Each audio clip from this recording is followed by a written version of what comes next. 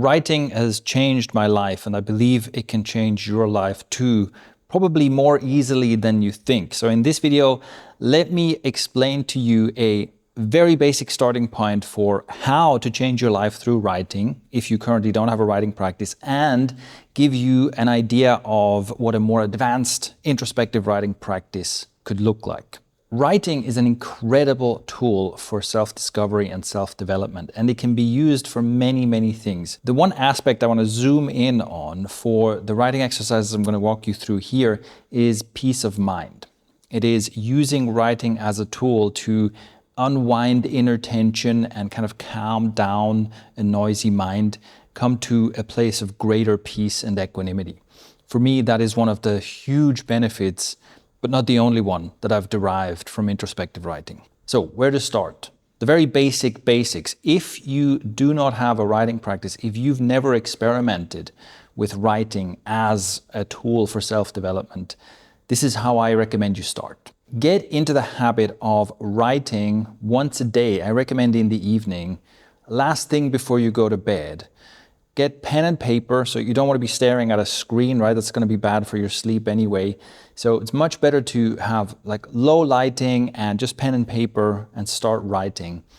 And start by doing what I call a brain dump, where you just write whatever's in your head out onto the page. Set aside around 20 minutes to do this. Some writing sessions will be longer, some will be shorter, but I think 20 minutes is a good amount to aim for. And you just sit down and you start writing, and your goal is just to express whatever you want to express and to keep the pen moving and see what happens. The very first thing to do with a writing practice is to learn how to get into the flow of writing without second guessing yourself.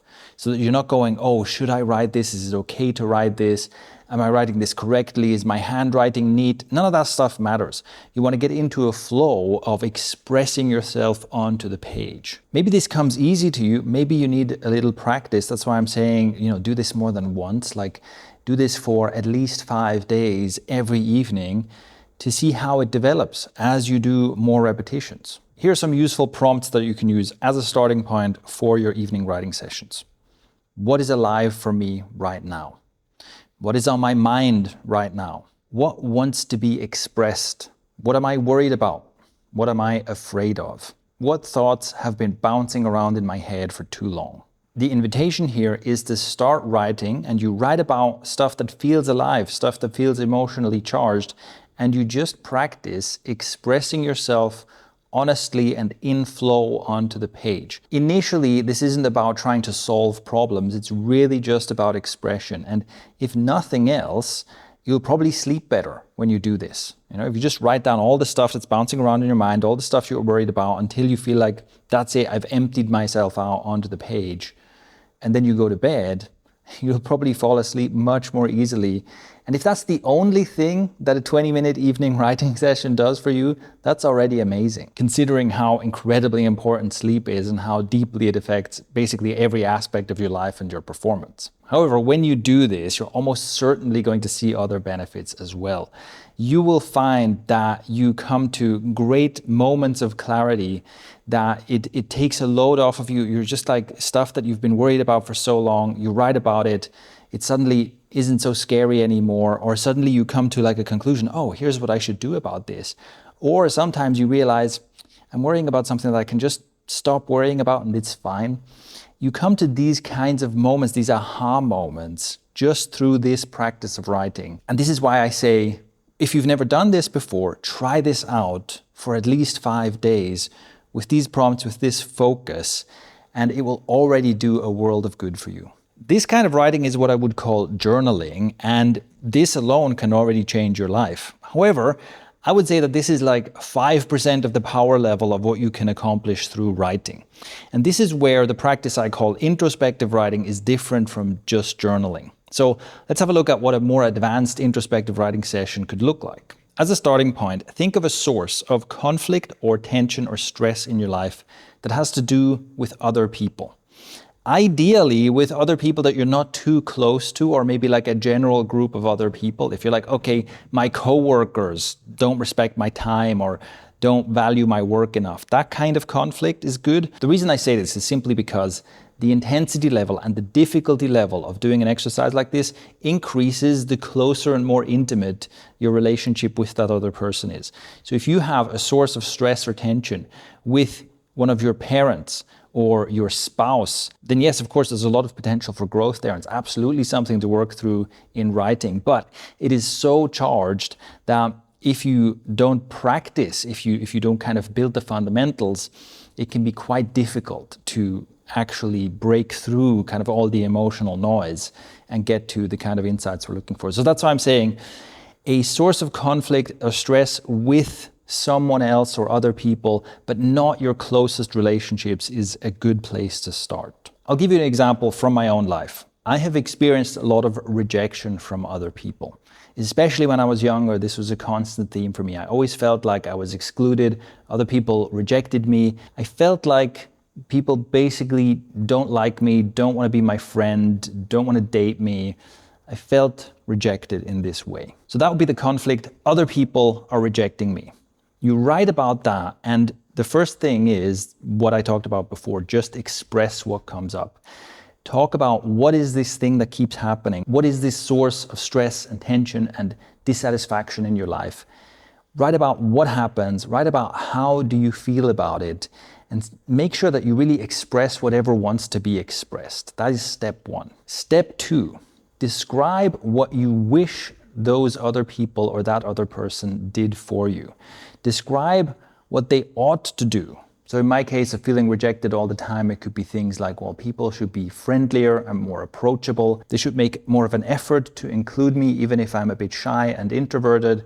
They should accept me for who I am. They should value me for who I am as a person. And they should more readily assume that I want to connect with people and that I'm friendly and that I'm worth getting to know, even if my exterior can maybe be cold and unapproachable. Okay, so now we have the problem, the feelings about the problem, and the list of stuff that these other people should do. Now comes the interesting part. There's three really interesting things to examine here, and this will probably be too much for a single writing exercise. It might make more sense to do this in 3 different sessions, but I just want to give you like a preview of where we can take this. So number one is look at that list that you just wrote and ask yourself, am I doing this? What would happen if I did this for myself and for other people? And write down, like process what happens in writing. Spoiler, what usually happens is that you go, uh-oh, this is an almost perfect list of instructions for myself, even though I wrote it for other people. It turns out I'm not being friendly and approachable and proactive, but I'm asking them to be. I say, oh, other people should value me more for who I am. Am I doing that? Am I valuing me for who I am? Turns out, no. It usually happens that almost everything you wrote on that list is something that would solve your problem if you did more of it towards other people, or you did more of it towards yourself, or both. Number two, look at the problem that you describe, and as you perceive it happening to you from other people, and ask yourself, to what degree am I doing that to myself? So I'm experiencing other people rejecting me. In what way am I rejecting myself? This one hit me pretty hard because it became clear to me that it's mostly me doing the rejecting that I am experiencing. So I might be among a group of new people. People are mingling, and there's a group of people I see standing over there, and I want to go talk to them. They seem interesting. They seem to be having a good time. But then there's a story in my mind that says, oh, you know, they're busy talking to each other. I don't want to go interrupt, so I'm just going to stand here and wait.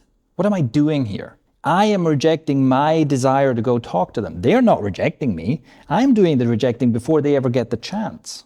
This was a pattern I saw a lot in my life around this rejection. It was kind of shocking for me to see that most of the time, what I felt like was other people rejecting me was actually me rejecting myself first.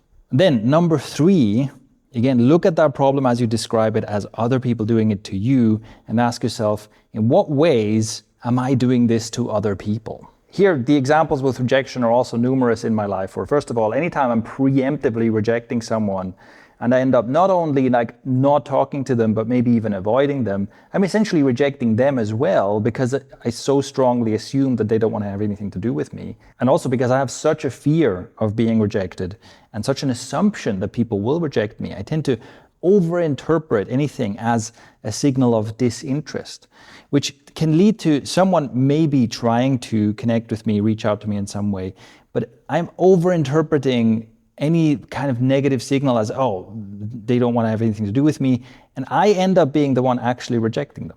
So this is an example of introspective writing, where you start with something that is emotionally charged. That is usually the most interesting stuff. You start with some problem in your life, some conflict or tension in your life, and then you look at it through different lenses and you process it in writing. And this is really, really important, because as you're going along with this example, you'll maybe think of something in your life where you're like, oh yeah, this is kind of the same. I accuse other people of like not valuing my time. But then if I look at it, I kind of don't value my own time as well. Interesting.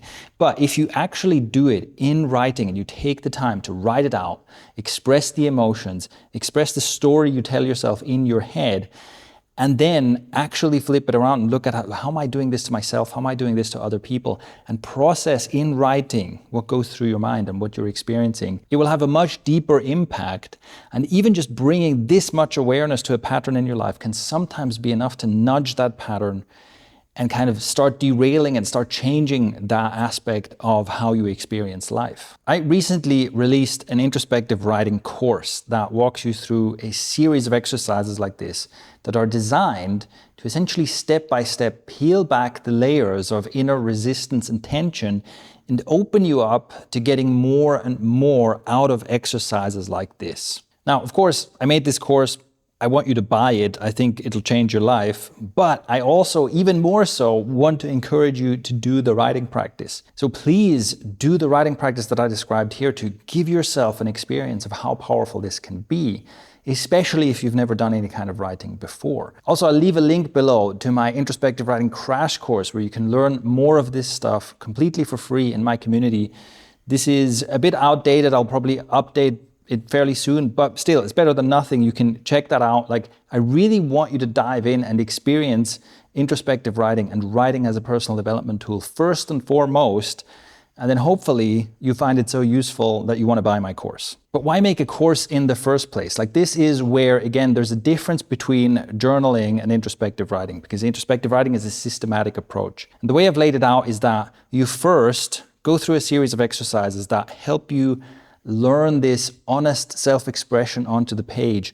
Learn how to not second guess yourself, not self-censor while you're writing, and just get into that flow of writing. Then you go through a series of exercises that are essentially designed to dissolve inner tension that come from your relationship to yourself. Lack of self-acceptance, lack of self-love, putting pressure on yourself, negative self-talk, this kind of stuff. We work through some of that systematically in writing exercises. Then we go into conflict with others. And so the preview I gave here is actually from that. It's like several phases into the writing practice. Conflict with others, which is something you can see more clearly the more you've dissolved the conflict in yourself.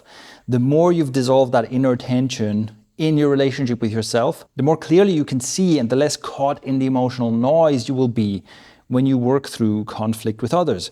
And you can escalate that into more and more difficult, more and more triggering forms of conflict, work through that in writing. And the awesome thing about this is that the more you learn to see yourself with more empathy and more kindness, the more you learn to see other people with more empathy and more kindness, the more you learn to see yourself with more empathy. It's basically a virtuous cycle. So once you get into this practice, you'll see that the two sides of this, resolving conflict with yourself or gaining more peace with yourself and gaining more peace with others, become two parts that essentially feed each other. And this brings us back to peace of mind, because as you can imagine, if you have less and less conflict with yourself and less conflict with others, then you have greater peace and equanimity in your life. After that, we go into a phase of what I call loop gardening, where you look at the loops, the habitual loops that are running in your life, and you look at, well, do these serve me or not?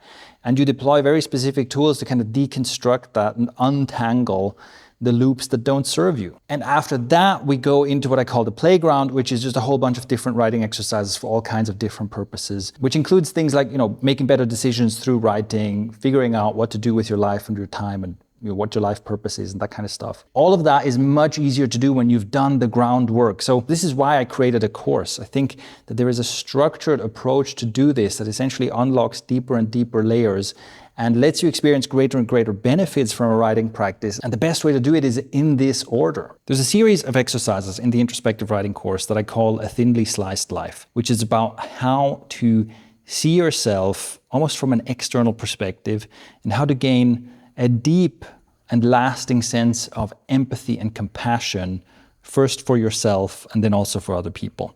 Now, I could give you a summary of this exercise, maybe put some bullet points here of how to do this, but I think that the best way to experience this is as part of the entire course. It's an experience over several days where we do a lot of foundational work first, and then you go into this thinly sliced life exercise over several days. And I've designed it like this because I'm really trying to create this in a way so that it has the deepest possible impact.